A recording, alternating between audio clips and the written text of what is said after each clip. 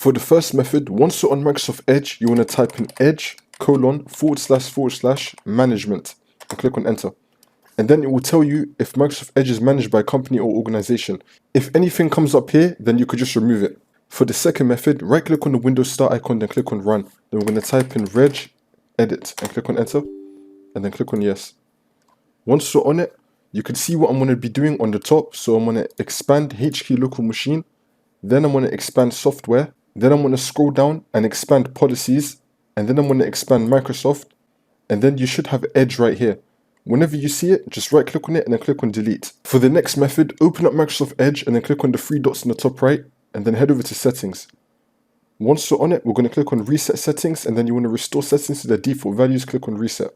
For the next method, once you're on Microsoft Edge again, click on the three dots in the top right, and then head over to extensions, and then click on manage extensions. Make sure that you have no weird or spamming extensions installed into Microsoft Edge. If you do, just click on remove. Also, if you go to the Microsoft Edge settings, head over to about Microsoft Edge and make sure that it's fully updated. For the next method, head over to search and type in CMD. Then we're going to run it as administrator, and then click on yes.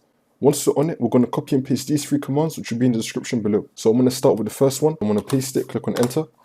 Once you do the first one, do all the other ones. And then once you do all of this, restart your computer and the problem should be fixed.